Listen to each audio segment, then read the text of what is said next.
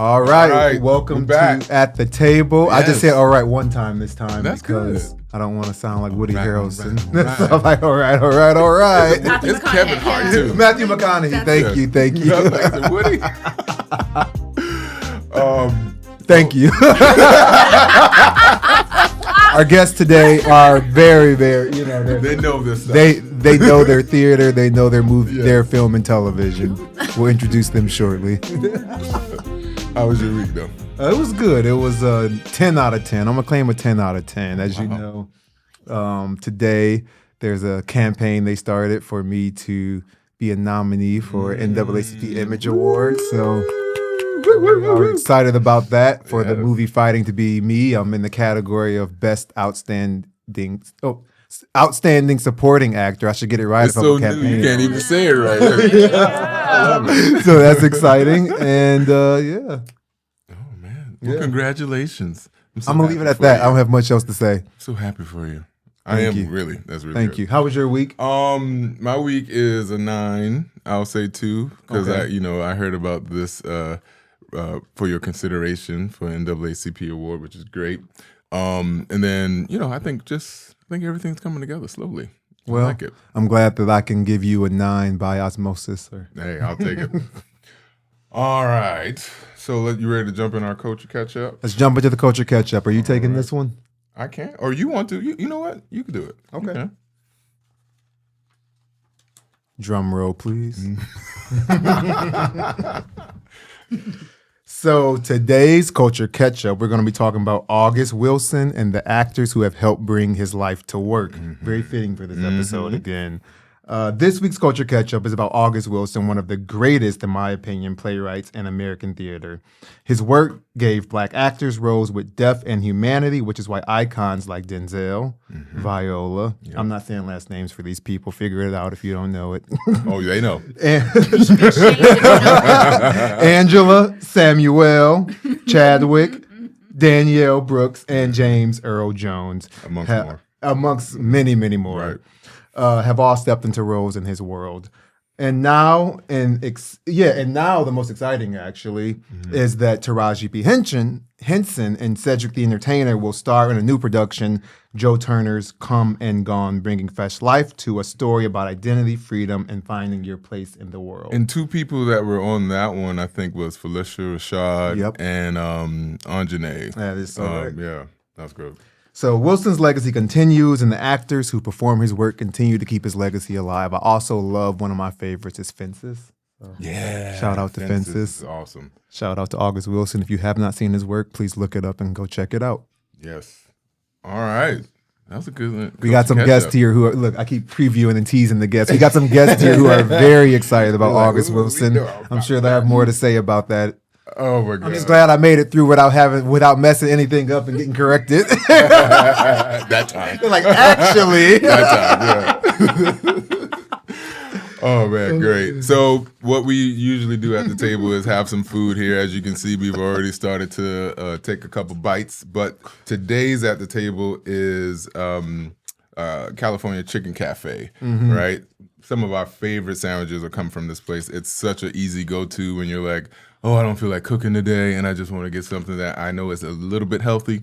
So we got the Caesar wrap, the ranch wrap, and then we also have I think it's Chinese. What's it? Chinese chicken salad. Okay. So or Chinese wrap, maybe. All I'll say is those are my top 3 as well, and we always order it. But at the end of this podcast, you'll hear what our guests think if it's a chef kiss or miss. All right. Cool. Now, I think it's about time for us to introduce our folks. So I will take the pleasure of reading off what I hope you're great is at accurate, this part. I'm hoping here. So our 2 guests today, Sarah and Veronica, are from Towne Street Theatre. I am so happy that they've been able to come here. I'll start with Sarah. Sarah is the COO of Towne Street Theatre. She's also known as the we can get a last name too, just for people that don't know her. Okay. I mean, Sarah, not to say you started it off. You started it off like You shouldn't have to Google her. Sorry, no, let me talk. But like other good Sarahs, I have 3 names. He's so right.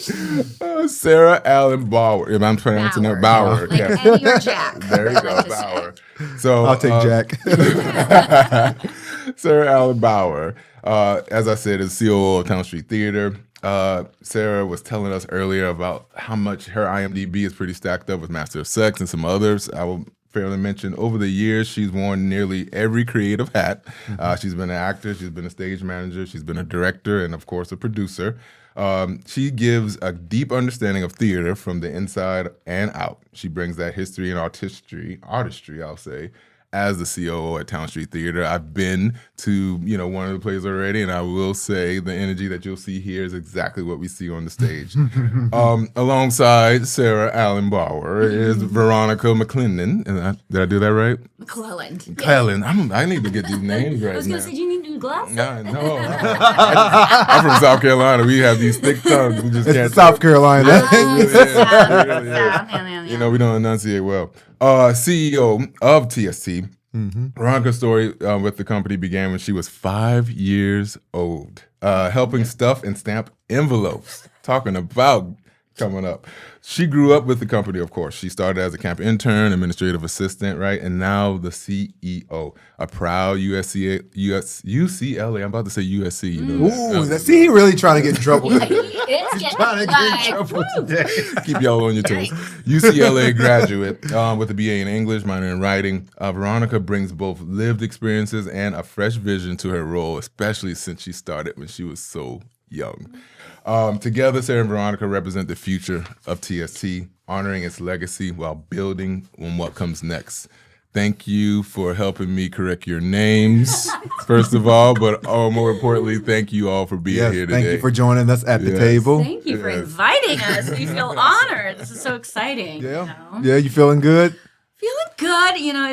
We've literally been doing this job now for a year. Okay. It's been a year. Unfortunately, we took these jobs because one of our founders, and Veronica's aunt, Nancy Cheryl Bellamy, passed away last year in November, and she left the leadership positions to us. And it was quite the honor, to be given this gift. Yeah. And we've talked a lot about it over the year. We do a lot of car rides to and from the theater, and just lots of check-ins, lots of texting, like, how you doing today, or like after the first reading that we did as producing partners, I was like, how does it feel to be a producer? Because she had never produced before. Oh, wow. So I'm really, teaching her all the ins and outs, or is everything that I know. I like to say that producing is a lifelong journey. And that's what I love about the little bit I've learned about Towne Street in my short time just meeting you all and working with you all, is that there are opportunities for everyone to work at all creative levels within the Towne Street Theatre, and it really is set up to work that way. Yes. So I guess that kind of jumps into my next question, my first question. I want to know, how would you describe Towne Street Theatre to someone who has never been introduced to it before? A family of artists who support one another, both on the stage and off the stage. For example, over the years, we've lost people, or people have gone through personal traumas, and we're there for each other. We hear of stories where somebody just needs somebody to help with an audition. Everything's self-tape now. So they'll call a Towne Street member, and they'll come over and they'll do the audition together. Or, somebody loses somebody that nobody in Towne Street knows, and we're there. We send flowers, we send cards, we send gift cards if they need help, We had somebody who had to fly home during our last show in response, and we're like, do it. Like, it's okay. Like, your family is more important than anything we're putting on stage. Yeah, that's good. And that's something that Nancy and Nathaniel and the other founder, Nancy Renee, 2 Nancys, definitely instilled from the beginning. TST is a family. And what do you do for family? You help each other out whenever the call is made. And that's important, right? For people to even feel comfortable to come to your theater. Like it's good to see because that already tells what you'll see on stage, right? Like you'll see that camaraderie, you'll see that family connection and everything like that. So with TST being around, was it 32? Yep. See, I got that. I know my numbers. I'll give you a cheers for that, Elliott. That's the engineer. See, that's the engineer right there. He knows the numbers. Yeah, Go get I the numbers right now. Anyway, sorry. How does the company's 32-year legacy show up for audiences today? How would you describe it? And Veronica, I know you've seen it, like especially with their history. Like, how would you describe it? How does our legacy show up on stage? For the audiences, yeah. I would say that all of the work that we produce is always pushing some sort of boundary or pushing against some sort of box or wall. Like we're never, I feel like the stories that we tell are never satisfied to just be straightforward. We're supposed to make the audience think or, you know, maybe even think uncomfortable thoughts. So I would say another thing is just because I mean, Rolf, one of our members, Rolf. Okay. Love this guy. He's like in his 80s. He recently turned 80. Oh, wow. Okay. Been with us since the beginning. And just something he always says is just like, you're not going to find theater like this anywhere else. Yeah. You know, you're going to come here and something's going to surprise you.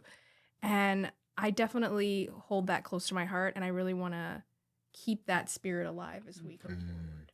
I love that you said uncomfortable thoughts because the last production we went to was phenomenal, by the way. Very good. The In Response Festival. It was phenomenal. But every single one of those, you're like, ooh. I was but moving in my it was chair. but it was important and it's purpose-driven and it makes you think. The one in particular I'm thinking about had to do with what's going on in this country about immigration in particular. And I'm going to butcher the explanation of it, so jump in if you want to. I can't remember the name of it Kingdom of Heaven. Is that the one where the guy was auctioning people? No. Yeah, what was that one? No, not auctioning. The game show. Yes, the game Right show. to Life. Yeah, you're The right. Right to By Life, Chanel. yes. Oh, I can't remember her last name. I'm sorry, Chanel. Darlene? Yes. And directed by two of our members, Phone Ta and RJ White. Okay. Yes. It was So good, phenomenal, so good. but it I made me remember feel that. so uncomfortable because the premise of it was you had this game show host who was saying the most crude, the most racist, the most just horrible things about these three contestants who were standing up in front of the stage. And there was a Hispanic woman, I believe an Arabic woman, and Asian woman. and an Asian woman. And so he was just saying like every stereotype you could think of. But the point was that he was literally putting a value on each of in every one of their lives. Yeah, I mean, and they were playing for the right to survive, to live. Life, yes, Literally yes. to live. And at one point, one woman is taken off to be shot. Yes. And you're like, and you hear the shot, and you're like, oh shit. Yep. Yes. What and just happened? I'll tell y'all now, it was complete silence and gasps. Yeah. Like, because everybody, you kind of knew, but you're just like, oh, like something. And everybody, I remember sitting there like, you do that because in the liberties that we take for granted, like where people, I think, that are immigrants that come to this country for the right reasons in the first place, and it's, subjugated to be a game show like that, I think that's where you, for myself, I was like, oh, wow, like I'm really blessed, right? Like that's, and to your point, like it made me uncomfortable, but then I got to the point where I was just like, oh, wow, this is why I'm uncomfortable, actually, but let me appreciate what I do have, you know? Yeah. It's like, okay, I'm not trying to survive, just day to day. Like there are people in the world right now who don't know if they're going to wake up in the morning, if a bomb is going to be dropped on their house, but yeah, the Right to Life one, definitely a lot of people were commenting on that one. Yeah, but that uncomfortableness. And I guess I'm curious to know, how has it been running a theater company that is dedicated to telling Black stories of people who are marginalized in an industry where it hasn't always been a market for that? You've been doing it for 32 years. And it just hasn't had the same level of investment, and it gets a lot of pushback, quite frankly, sometimes when you're pushing the boundaries in the way that you all do. So I'm curious to hear about like how you all sustain that, both from a financial perspective, but also just like, how do you withstand some of the criticism you might get, and do you get criticism for what you do? Oh yeah, there's definitely been criticism, and and our founders, we called them the 3 N's because it was Nancy, Renee, Nancy, and Nathaniel. The 3 N's, they were like, we don't care. We're going to keep doing what we want to do, what we think needs to be put on stage. And so that is definitely something we are carrying forward, and that, whether or not it's an August Wilson play or a unknown Black playwright or brand new playwright who just moved to LA, we're going to, if it's a good story and has a good message to tell, we're going to put it on our stage. Yeah. I love it. And I mean, that really ties back to the mission of, writing stories or allowing stories to be written and told that don't usually get written or told about us. And yeah, like Sarah said, I just really want to keep that alive. I think that is and should be our guiding light. One of the programs that they started probably about 20 years ago, 25 years ago, it was near the beginning, but after they had been established for a while, was their what they call the Black Classic series. So, you're talking about August Wilson, how everybody should go out and read them. Yeah. And yes, I agree. I took a whole college course on nothing but August Wilson. Awesome. But there are so many other African-American playwrights, even before him or of his time, that are just as important. And I'm still learning about them. And we are looking at, I believe, 6 different plays that are considered the Black Classic plays. Okay. And that we're going to present one for Black History Month in February in our reading series. That's awesome. We got to make sure we go see that one. Exactly. Yes. And our reading series is free. It's by donation. Okay. And going to the financing, that's always an issue. Yeah. But we also believe that, especially for readings, it should be free and available to anybody and everybody. Theater is art. Theater tells stories, tells our history, and it should be accessible Yes. to anyone, I agree. wherever you're from. Yep. And we always have made sure that if you need a ticket or if a member needs help paying for something, Towne Street is here. Yeah. We will help you. We want to make sure that you as a person are also thriving and surviving. It's really important. I think for me, or at least from what I'm hearing with the Black Classics, which I'm excited about, how do you, for emerging actors, not to say I'm going to try to go out, You never know. never say never. But how do you reach out to these emerging actors or emerging playwrights or people that just love theater? How can they find, TST and get involved? Well, actually, I think Greg should answer that question because he just joined us. Yes. We put out a new member call over the summer, and we invited anybody, any theater person that wanted to be part of a theater family to come and meet us. And we told the actors to bring a monologue. Greg gave a great monologue.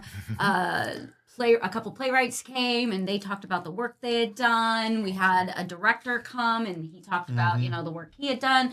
So we are just, we put it out on social media. We put it in groups. I don't know where you found yours. Yeah, no, and I love that you say that because I started following you all on social media, I think initially, and I would see the posts pop up, and then I think I signed up for your email list at one point because I was just really, I kept seeing all the shows, and I never made it to a show, but I just really liked what you all were talking about.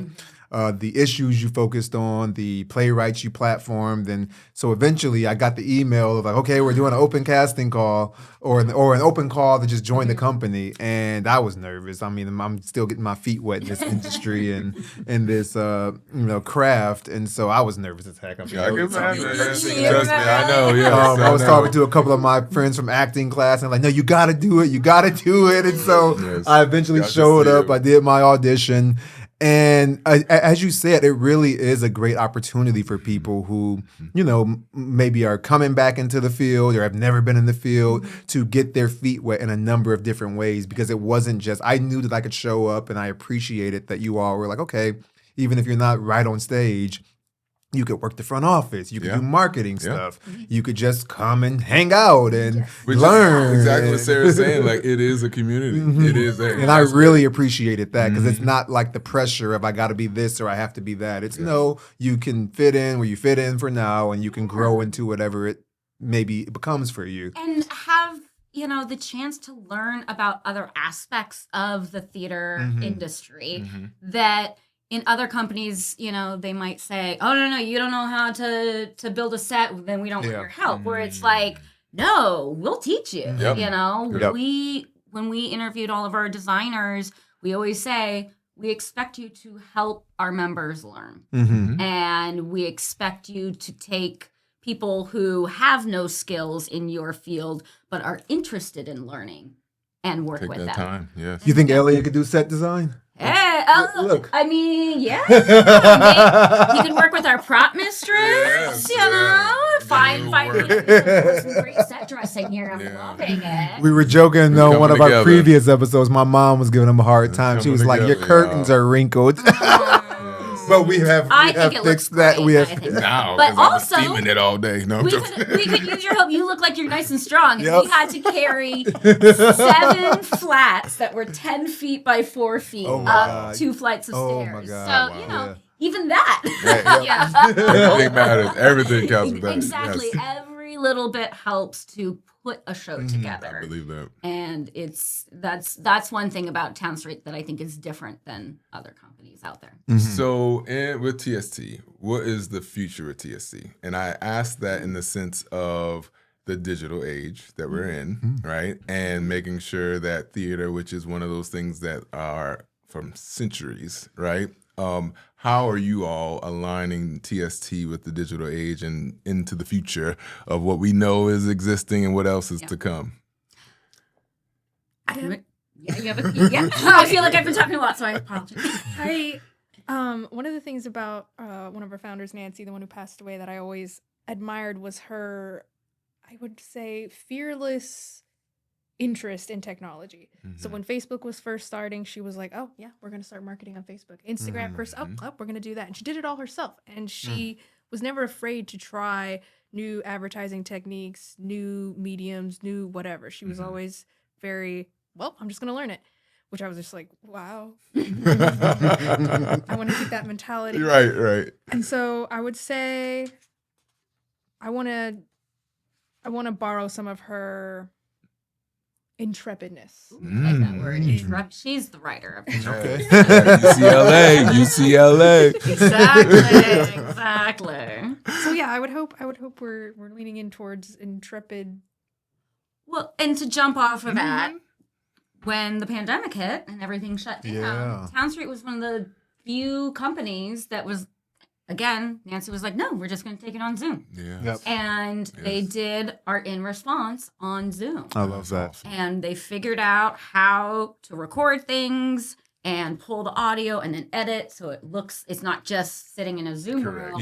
It's making a real something. Production. Wow. Yes. Yeah. Wow. And fortunately, during the pandemic, Equity and SAG-AFTRA let a lot of the rules lax to allow digital content with actors being on screen. Gotcha. Because that is definitely something that we face, because by the time the pandemic ended in 2023, we were coming back to in-person stuff around that time. You could no longer do that. Equity had kind of said, nope, you can no longer put people on screen without paying them. Gotcha. So we have to, and a lot of people are still going, well, aren't you going to put this, online? Can't we see the reading online? It's like, we'd love to, but it's a higher cost. Yeah. And kind of going back to some of these other questions about, finances, there's a lot more financial responsibility running a theater company in California and LA now than there were 5 years ago. Gotcha. And one of them being that Equity and then California state law AB 5 requires that actors be paid minimum wage for rehearsals and performances. Yeah. Oh, wow. Yes. And that's a recent one, right? AB 5 went into effect in 2018, I believe. And back then, I believe the minimum wage for LA County was still around $15. Yeah. Right then. It is now $17.87. Know that well. Yes. So in response, at least a third of our budget was just payroll. Yeah. Yeah. So let's do another shout. So we need to make sure anybody that needs to sponsor or knows folks that would like to sponsor at TST who are doing work in the community, we definitely want to make. I know that wasn't in our script to do at this point, but yes, just with that alone. Well, because I am curious, are there different, and they should get paid. Are there opportunities for people who are community driven like you and more of a community theater company than others to kind of recoup some of those costs or get breaks on that? Or? You know, every nonprofit organization can apply for grants. And we applied for so many grants this year. I got you. Which was also difficult because Nancy was the major grant writer. Okay. Gotcha. And fortunately, she had started training Veronica a few years ago. Okay. And so that was definitely It's still difficult though, because it's a lot of work. Grant writing is not fun. My mom did it for her school district, so I was like, I don't want to touch that, you know. But at other theater companies, I had kind of seen and helped put together, because you usually have to put together like financial statements and fill out specialty forms and hit deadlines and maybe have an account on certain places, you know, all of this. We applied, I believe, to 8 grants this year. We got 1. And it takes a lot of work to do that. And it was to put on a show, a 15-minute version of a show that we did last year. So it wasn't even like we could use it for general operating. It was very specific. It was a very specific grant. But every other grant we applied to, thank you to the administration that is currently in Washington, D.C. Yeah. The private foundations that are usually able to support or a lot of nonprofits were inundated with I applicants. forgot about that. Yeah. There was one that responded back to us that said, we normally get around 130 applications per year. This year we got over 400, and we don't think we're going to have enough money to go beyond 2027, so we will be shutting down. And now, are you saying that that's the case because there was direct funding that went to creative institutes that was cut by this current administration? Wow. And then also, with the economy being down, people aren't making donations as much. Yeah, that's true. You know, the markets aren't as good, and so... Or people are going, well, rather than give to the arts, I'm going to give to medical or give to education. Or, you know, they start picking and choosing and making their priorities different. Yeah. And so, because a lot of these big foundations have endowments, and that money is usually in the stock market. So they go up and down. So if the stock market is down, a lot of those endowments they contract what they give. Yeah. So there's a lot, you know. It all trickles down in a very bad way. No, and I'm glad you're talking about it because people need to hear that side. Honestly, like I'm learning because I was just like, oh wow, you have the idea of like, oh, you need this, but then when you get down to the nuts and bolts of it, you're like, oh wow. Well, it's complicated with the grants and everything that you're talking about there, and then you got to deal with the wave of the economy or administration. When I first moved to LA and I started working with Towne Street and another theater company. To produce a main stage show, it could cost anywhere, depending on the cast size, because you could pay small stipends. You know, Equity we had a great contract called the 99-seat contract, which allowed nonprofits to pay them just like a small stipend, basically to cover parking for each performance. Gotcha. But it also in the contract said, oh, if that actor gets a role, like in like a SAG-AFTRA film that pays good money, they could leave and take, you know, without any repercussions. Gotcha. So, which was great, but it also, for the nonprofit organizations, it also meant that they could have understudies. And so those understudies would also have a chance to go on stage. So you could basically employ almost twice as many people, but they could all still be going after the big paying roles the big that paying we all roles. know and love. Well, when the 99-seat contract went away, and then Equity was like, no, you have to start paying everybody minimum wage. Including the understudies. So many companies stopped using understudies. Oh my God. But there's no provision in this contract that says that an actor still can't take that higher paying job. Gotcha. So it's like now that actor is put in a precarious position because if they get something, do they leave this show that they've been with for 6 weeks, you know, rehearsing and all of that, or 4 weeks or whatever? if it's for one night, maybe, and they just cancel the show that night, but then that means everybody else in the cast doesn't get paid for that night. That's true. Or do they leave the show and cancel the rest of the run? Do you get enough warning that you could find somebody to step in? It just makes... You never know when that opportunity is going to come in this industry, and nobody wants to take that opportunity away from anybody in this industry. Yeah. So,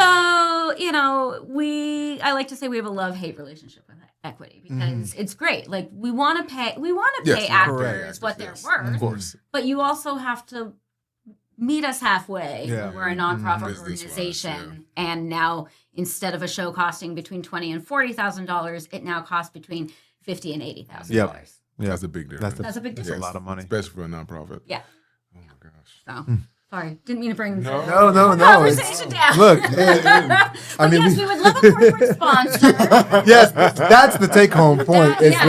Find Towne Street Theatre. They're doing great work, and they need to take home, and they definitely could use some sponsors and some donations. And so we'll talk about that before you all leave, is how folks can do that. Yeah, we need all I'm curious, what's coming up for you all? Like some of the productions we can name. Do we already talk about the that? Black Classic? The Black Classic. Okay. So we'll bring back our reading series for 2026. Yeah. Okay.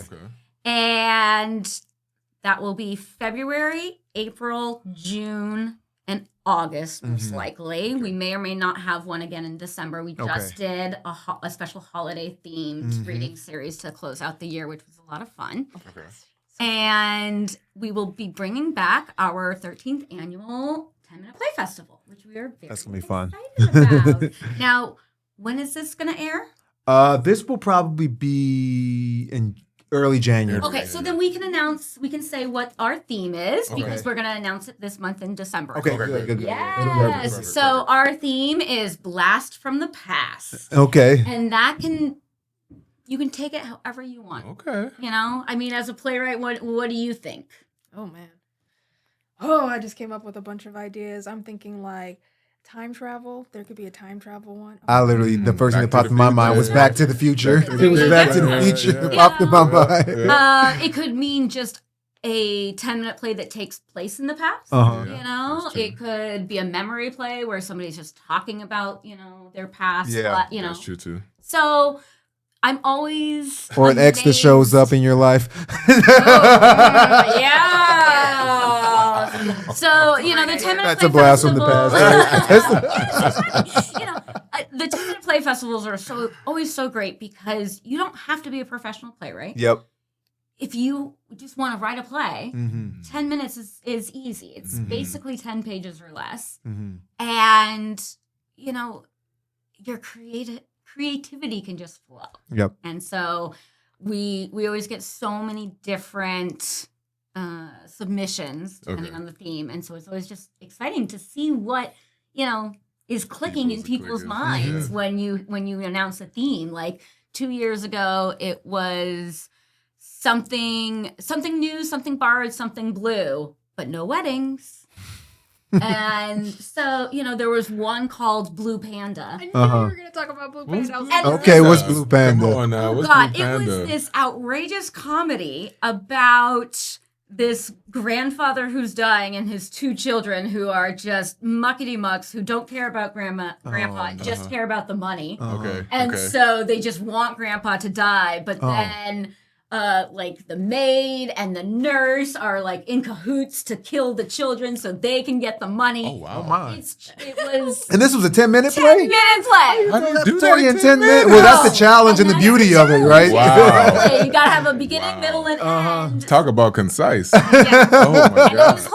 hilarious. It was hilarious. It sounds like even the description sounds hilarious. I can see it. Yes. Like, yeah. Which So, sounds like you might need to bring Blue Panda back.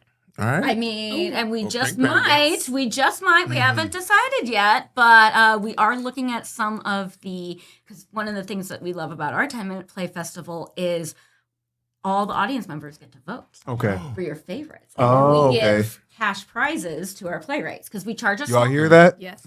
charge a small fee to enter to the enter, play, yeah. and then that money is used to do cash prizes Okay. for the playwrights. But it's all audience based, so Correct. get your friends, That's actually a come good and idea. vote. That's a great idea. Yes. Yeah, so we're looking at the list of past winners Okay. of the last 12 festivals because this is Lucky 13. So we're like, maybe we'll have one or two blasts from the past. Okay. Winners. Okay. Yeah. actually good. So we'll see. See, it's exciting things happening at TSC, and I love the creative ideas that they have there too. And I know how we doing. We're good on time, right? We're good on time. We're right on time. So Oh, even better. he's the taskmaster. He's about to move on to our next segment already. I am. I just want to make sure before I did say that because I could go on and get in my whole like. You got time for one more if you want. You seem. I mean, like you got something burning. No, not burning. I have appreciation, and I'll say it at the end more so than trying to lump it in here and then we go over. Yeah.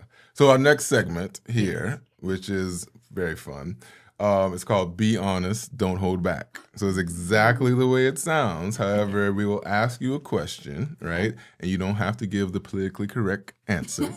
You can just be honest and, don't hold back, right? All right, Gregory, what are we thinking? We usually pick it once we get up here. Yeah, we got a couple. What's one thing you actually hate about theater? Yeah. That there's no money in it for for me as a performer. That's honest. I hate that what I love to do does not come with a big paycheck. That's fair. Veronica, you can't tap out. She's over there like, She's like, I love it all. Oh, okay. Something that I would hate to be doing the board. I don't want to run the board ever. Just the thought makes my armpits sweat. Like the pressure. Oh my God, no. And tell our audience what the board is. So they know what the Okay, board so is. that's like calling the lights and sound cues for the show. Because like the thing about theater is it's collaborative in every single way. So the actors and I feel like the booth operator have to be having this like silent dance between each other.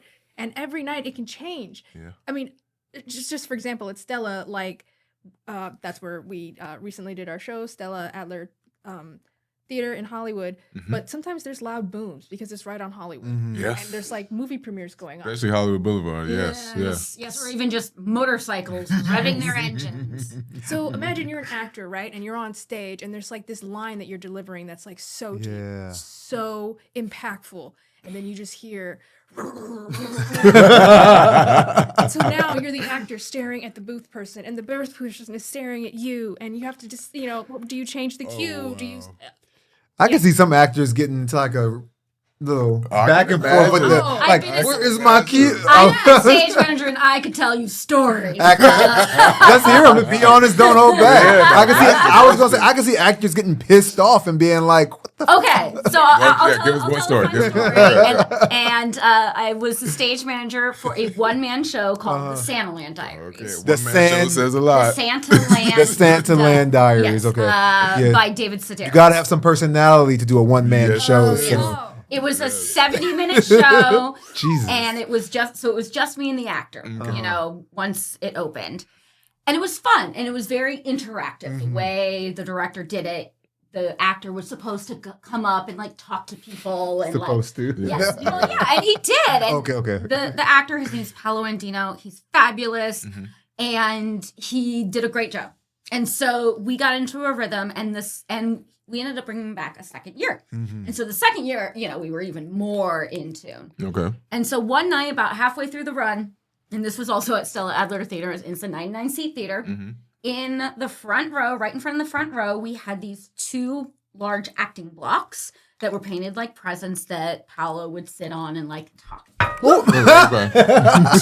audience, directly or just like out, So one night he's sitting on the thing and he's talking, and there's an older gentleman kind of right in front of him. And I'm up in the booth and I'm standing so I can see him. And I can hear the guy opening a bag of chips. But he doesn't just like open it and start eating. He's like, opens a little bit and then waits. Keeps talking. Opens a little bit more. Wait. On the third time, Paolo goes, "Oh my God, will you just open the bag of chips?" Oh my God, I'm like dying in the booth. The audience erupts. Paolo is just like in this guy's face, like, oh my God, please just eat that chips. It's so death, just like going off. And I'm just like, oh my God, oh my God, oh my God. And he's like, okay, did you get the chips? Did you eat? Are you happy? Are you coming down? The guy's like, I am like trying not to laugh out loud. And he goes, okay. And he's about to start talking again. And then all of a sudden he goes, Sarah, where am I? I don't know my next line. And you're like, I don't know your next line either. And I look at the script and I shout out the line. And he was like, what? And I shout. And he's like, okay, thank you. As I was saying. Oh my God. That was classic. That's classic. Because I've been in that situation where you don't want to make noise and you end up making more noise by not trying to make noise. Yes. Yeah. So never do that when you're in the front row. Yeah. Especially with the actor literally sitting in front of you. Might not be a good idea. Might not be a good idea when you've already seen that he, talks. Especially on a one-man show. Yeah. And it's funny because I actually just texted him and our little crew. There was 4 of us: the director, Paolo, an understudy, and me. And so the 4 of us, we have a little text chain. And I was like, our song came on last night. And I'm thinking of all of you, and I miss you. And Paolo wrote back. He was like, Sarah, what's my next line? I love that. So even, 10 years, more than 10 years later, we I love that. Now I'm wanting to know what Paolo's favorite bag of chips are. I'll have to get him on the show. Right, exactly. Awesome. Speaking of chips, which I wish I had with this sandwich as well. You want to move into the chef kiss or miss? Chef kiss or miss. What do we have today? Ooh, yes. What'd you get, Sarah? I got the ranch one with avocado, and it was delicious. Chef kiss all the way around. And then you had the Chinese. Yes, a Chinese chicken salad. You can be honest.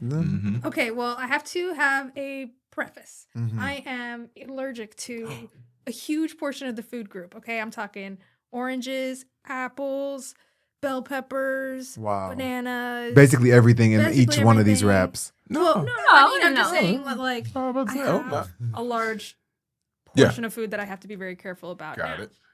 I could take a bite of this safely. I could eat this. Okay. See? Tasty. So by that alone, Caliph Chicken Cafe should be sponsoring TST. If you guys want to do our next opening night party for free, we'd love to have. You got a lot of locations here in Los Angeles. You can do it. Yeah. You can do it. That is a bite. She's like, I could take one bite. You should use We're going to make sure we send this to California Chicken Cafe. Yes, Towne Street please. Theatre. Yes. I thought you were about to say, so I took 2 Benadryl. They're in her purse just in case. I take it everywhere with me, but I didn't need to use it, which honestly is the biggest compliment I can give. That was really good. Oh man, well I'm glad y'all enjoyed it. That's awesome. And which flavors did you guys have? Speaking of random sounds. What did I have? I had the ranch. I love it. Well. It was delicious. Creamy. Now, had y'all eaten here before? No. Okay, because we eat here all the time. That's so what I knew it was going to be a hit for me. I was like, this is going to be a win for me, even if I had that or if I had, I pass by them all the time. I'm like, I really got to try them. And now I can say I've tried them. Now I can be like, great, I can go. And then they're so large, you can have one for lunch and then take another one for dinner if you wanted to, whatever the case may be. I'm excited for tomorrow's lunch or breakfast. There you go. Which one did you have? So I got the Melrose one, which I really enjoy. It has avocado as well, lettuce, turkey, tomatoes, turkey. A little Italian dressing here. It's not much left of it. Yeah. Healthy. Very nice. That's good. Well, I am glad y'all enjoyed the food. What I was going to say when I was like, I don't want to disrupt everything was I really appreciate what you all are doing, right? Like I don't know, unless Greg, when he told me about TST, I was just like, oh, okay, it's theater. But as I hear what you all do, and I understand at least with the arts in the senses of how therapeutic and how much it helps people with, mental illness or depression or anything like that. And you're able to open it up to everyone where you're not trying to block them in that sense. So even if I was carrying things up 2 flights of stairs, it still would be therapeutic to be around playwrights and actors and things of that sort. And giving people an opportunity to do what they love. Correct, what makes right? them feel good. So I just wanted to really say, I know sponsorships and all that stuff is hard with the finances and things like that, but I really hope you understand how much you're benefiting others in the community, and especially down Hollywood Boulevard. That takes a lot to do it down there, but I really do want to say my hat's off to you all for sure with that. And I am excited, especially with your first year, how much you have to do and what may come, you know, in spite of the losses that you've had. But it's a beautiful thing. All right. I just had to say that. I was just like, I don't want to do this in the middle of the disruptive. That's but beautiful. I mean, do you want to say how we started? Like, and what's part of our mission? Were you having a migraine? Blank. I am. Okay. Oh my God. The reason that Towne Street started was because of the LA riots 3 years ago. And after they were done, the city put out a call for artists asking the question, can the arts heal LA? And Nancy said, we think it can. Yes. And so they applied for the grant. They got the grant, put on a show, and they put on a show, and Towne Street was born. And so in our mission statement, it is that art heals. And we're really trying to bring that back to the forefront. Beautiful. Now, I did read that. I will say that.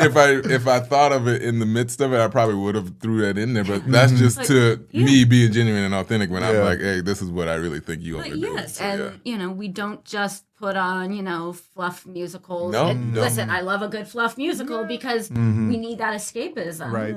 But as we said, it's also important to tell those stories that make you uncomfortable. Well, and I think the beauty of it is still that you all do it in a very funny, somewhat inappropriate, thoughtful, but approachable and fun way. So, like, thoughtful. even though you're saying, you know, it's not music, it's thoughtful, it's fun, it's still engaging, and it brings people in, and they see something interesting, a little bit uncomfortable, but it makes them think. It makes them. I leave more whole every time I see something that you all do, and I think that's a beautiful thing to be able to do for people here. Well, that is so heartwarming to hear, you guys. well, good. I'm really good to know really that our mission is yes. It's alive and well. It really is. You know, it really is, especially for me, because I could tell you all I know is movies. Yeah. And so and movies are just as important. It is. You know, that it allows you to do that, you know, in the comfort of your own home. And theater is such a communal therapy session. Yes. And we can go on forever, I was going to say one of the things you all do is even as part of the In Response Festival, there was the short film night, which was great. I went to both, and these short films were absolutely fantastic and just as impactful. So, and we're hoping to do a short, like, one weekend film festival in 2026. Oh, okay. That's kind of, you know, if we gotta get the people involved and we gotta come up with some dates, but that is on our horizon that we're hoping to do.